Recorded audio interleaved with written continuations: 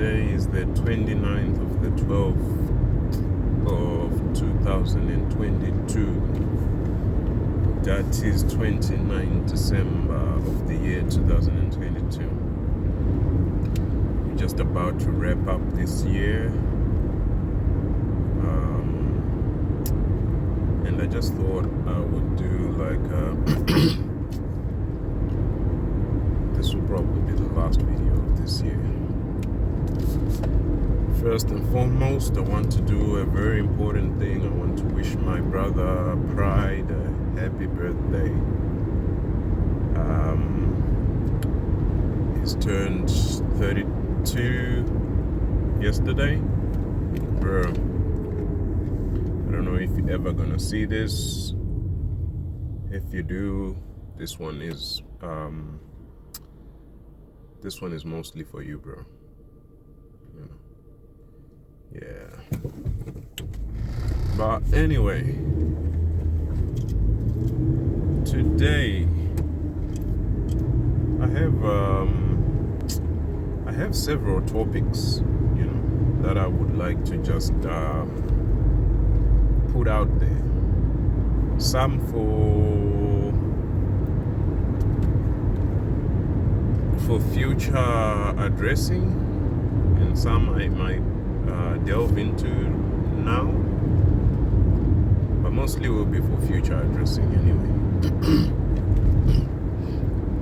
So the first topic I want to talk about, this is one thing that I feel like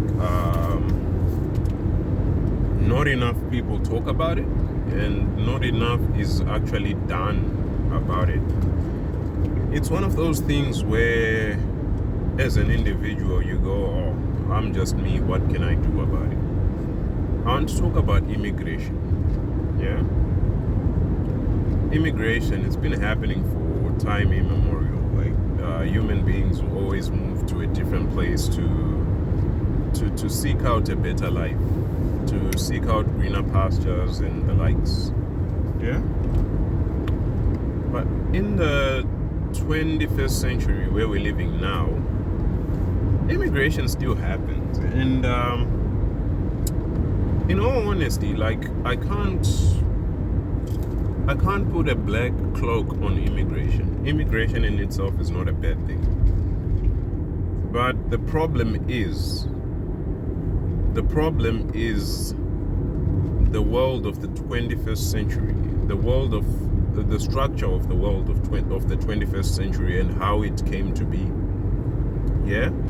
The structure of the world of the 21st century, the structure of the world today on the 29th of December 2022, and how it all came to be. That is to say, the history of the world leading up to today is the problem. That is the problem that I want to address in relation to immigration. Yeah,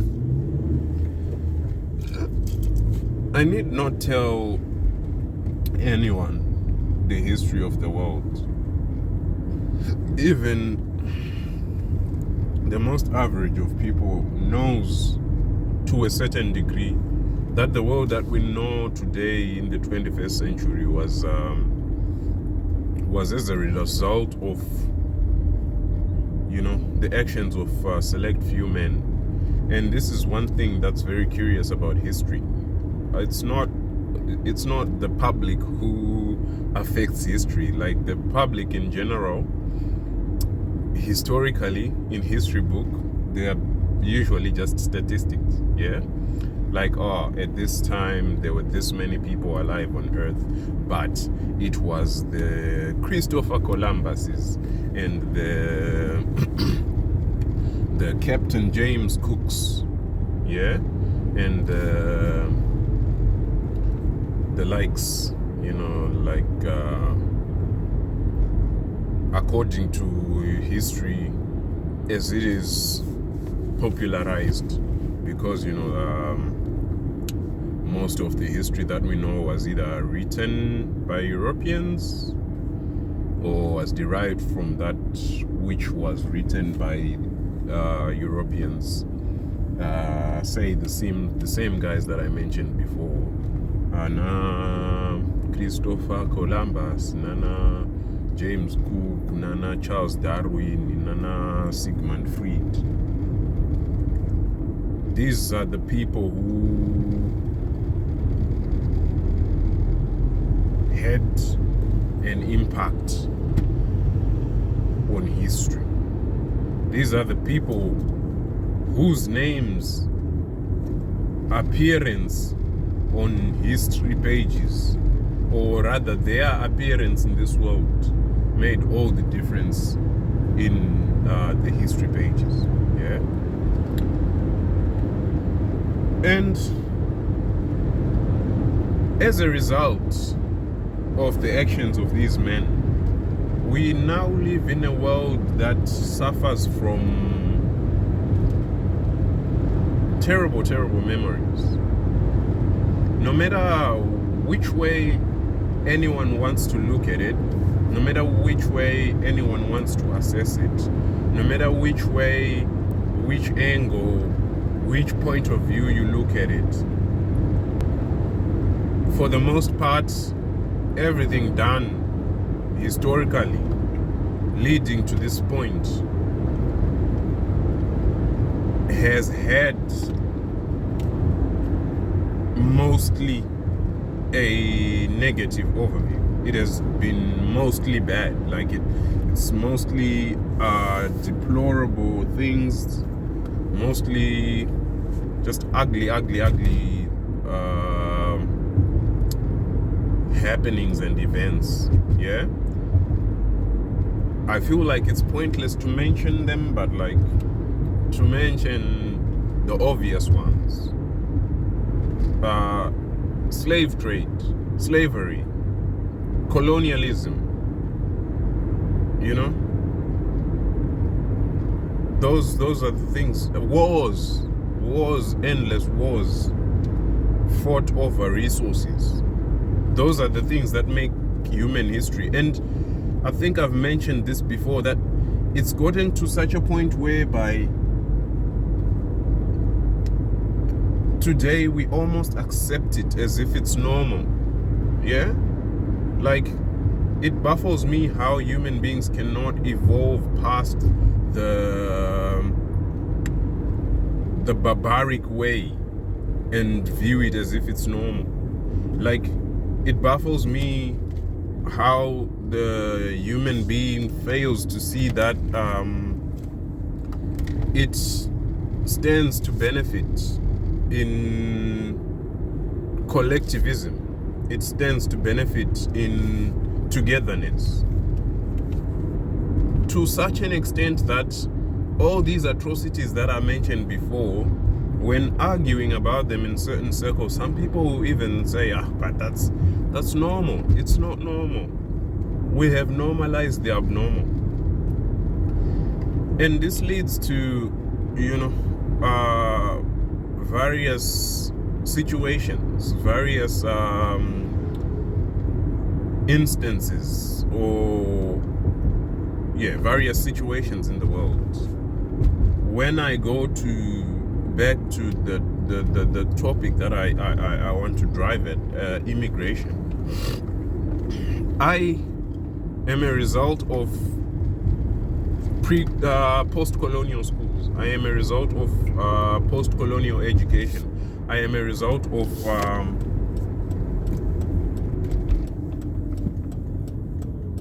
that which the white man brought on me. My life, and typical of many, many other lives,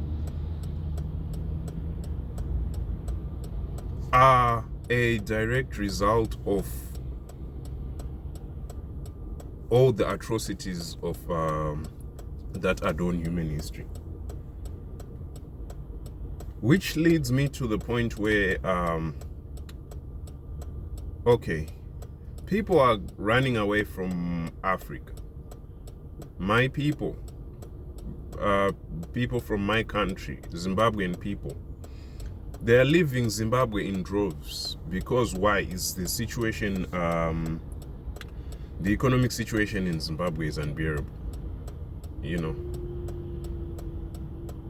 But the economic situation in Zimbabwe today is as a result of post-colonial and pre-colonial activities. It's a post-colonial result. The economy of Zimbabwe today is a post-colonial result. And everything affecting the economy of Zimbabwe is only because it was once a colony. This applies to every other country on the continent of Africa. How does this link to immigration? What happens now when you have a struggling economy? When you have a struggling economy and rather aptly educated people, Zimbabwean people are mostly educated for the most part, they will want to leave. But my question is leaving the solution? Is leaving the country the solution? I have been a resident of Australia for about 3 years now, yeah? But ever since I came to Australia, I never once thought of making this my permanent home, because this is not my home. Majority of people on the Australian continent do not belong here, myself included. But anyway, what happens when people immigrate? We immigrate to those countries that have functioning better economies, but the reality is, by immigrating to those economies, we are just making those economies much more better, yeah? And what in turn happens to our own economy? It's already in shambles, but because what happens with immigration? These countries, these developed countries, or these countries with the well-functioning economies, they don't just take any immigrant. They don't just go, oh, you are a Zimbabwean, you don't want to live in Zimbabwe anymore, you can come. They don't do that. There's a whole process, and there